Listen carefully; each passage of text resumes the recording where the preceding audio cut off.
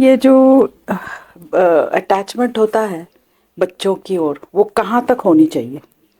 मतलब कितना उसका, कब तक, और कैसे उसको फिर हम कम भी करते जाए, और उनको हम परिवार में जैसे धीरे धीरे छोड़ देते हैं और हम अपना आध्यात्मिक पथ को आगे बढ़ाते हैं।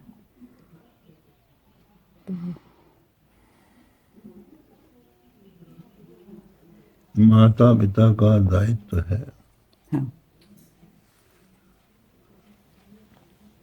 अपने बालकों को उचित शिक्षा प्रदान करना, ठीक। भौतिक आध्यात्मिक दोनों प्रकार की, भौतिक और आध्यात्मिक, ठीक। और जीविका से लगा देना। हाँ। यदि वो विवाहित है तो विवाह होने के बाद उनकी जीविका चल पड़ेगी।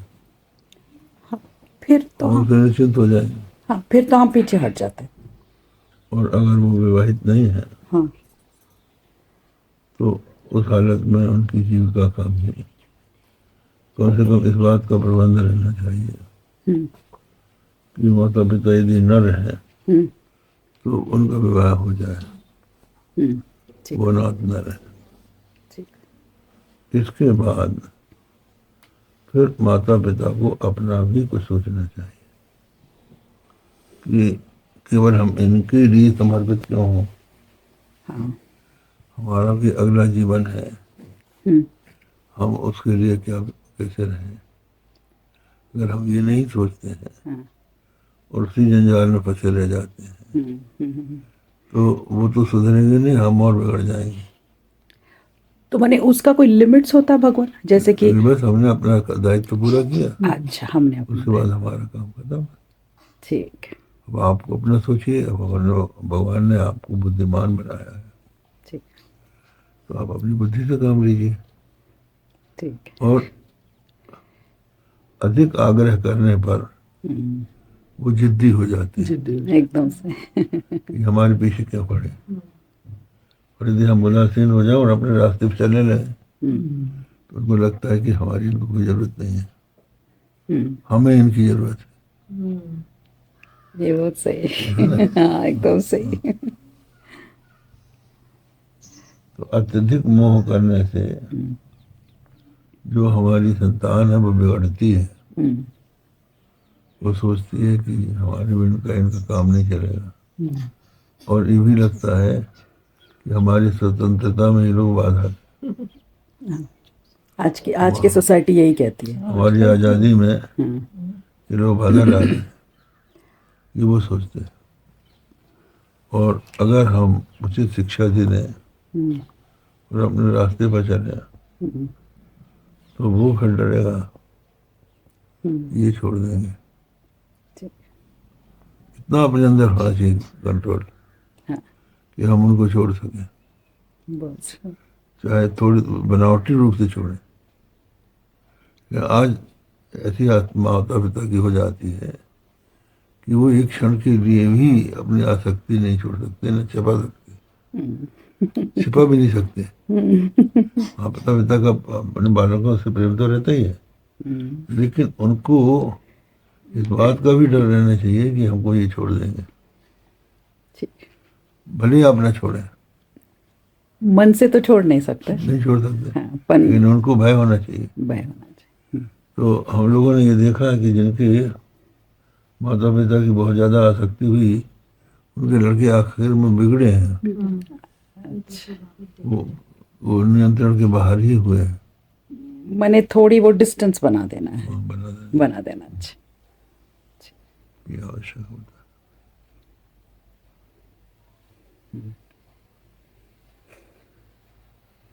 जाहिलों की बात क्या है, लुट गए आखिर यहाँ, तुझको जो सूझे तो कर, कहना ही अपना काम।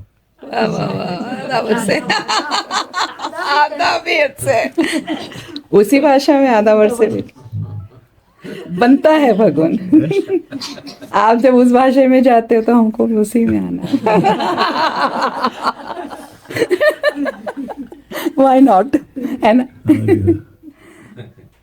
आपको उर्दू बहुत आती है ना भगवान, ऐसे शायरी तो काफी कर लेते हैं आप। नहीं, मुसलमान thought process is again with the भाषा का नहीं, but बहुत सुंदर बोलते हैं, हाँ, बहुत सुंदर। क्योंकि हमारी माता जी उर्दू बोलती हैं, इसलिए आपकी शैली हमें बहुत समझ में आ जाती है। एक वो हमेशा कहती है, आपकी मुस्कुराहट पे हम बेहोश हो गए, हम उठने ही वाले थे कि दोबारा आपने मुस्कुरा दिए। आधा वर्ष है ना, कि दोबारा ही हम बेहोश हो गए। हमारी माता जी हैदराबाद के थे ना, तो नवाबों के जमाने पे वो पढ़े। वहाँ उर्दू है, उर्दू है, इसलिए उर्दू बोलती है। हैदराबाद। उनकी हिंदी बहुत शुद्ध है। अभी हम लोगों ने भ्रमण किया है, हाँ जी। कर्नाटक, आंध्रा और तेलंगाना। हाँ, वहाँ उर्दू। तो तेलंगाना जब आए तो हैदराबाद हम्म, हैदराबाद तेलंगाना को मिल गया, हम्म, और जो आंध्रा और को छोड़ा उन्होंने, आंध्रा के लिए हम्म। विजयवाड़ा अब राजधानी बनने वाली है। अच्छा। विजयवाड़ा भी हम गए थे, वहाँ से आए। तो और जगह हम लोगों के भाषण का अनुवाद या तो गोविंदानंद करते थे या स्वामी जी करते थे, अमृतानंद जी। पर भगवान, इनकी भी भाषा कोई, मतलब कि आपका जो हाई लेवल का वो जो है हिंदी, ये भी अनुवाद ठीक है। नहीं, वो तो ऐसा है कि अमृतानंद जी गोविंदानंद से अच्छा अनुवाद करते हैं, वही वही, हाँ। और ये हमारी बात समझा देते थे कि क्योंकि उनको तेलुगु भी आती है और कन्नड़ भी आती है। कन्नड़ा जी ने, और उन्होंने कहा कि महाराज जी ये कह रहे हैं, हम्म। और ये हाथ उठवा लेते थे। कैसा लगा भगवान आपको हैदराबाद और बेंगलोर सब? ये बहुत सफल यात्रा रही। यहाँ समझिए कि बड़ी बड़ी सभाएं होती थी, हम्म, और स्वामी अमृतानंद जी कहते थे, अब हम सनातन धर्म के अनुसार ही जीवन बिताएंगे, साईं बाबा का हम त्याग करते हैं। स्वामी जी कहते थे, अरे वाह। तो क्या अपना के हाथ रखा उठाओ। जाए। ओहो, और सब लोग हाथ उठाते थे। हाँ, सब। ओह, क्योंकि हैदराबाद में साईं बाबा का बहुत बड़ा वो है। ये पूरे आंध्रा में है, हाँ, वही आंध्र में, हाँ ये वहाँ भी, कर्नाटक में भी है, बहुत ज्यादा है प्रभाव। घर घर में साईं। घर पुट्टपर्ती भी वही है ना? वही नहीं, पुट्टुपर्थी अलग है। नहीं, मतलब कि वो साई का वो लोग भजन सब वो लोग एक ही गाते हैं भगवान। पुट्टुपर्थी जो है, हाँ।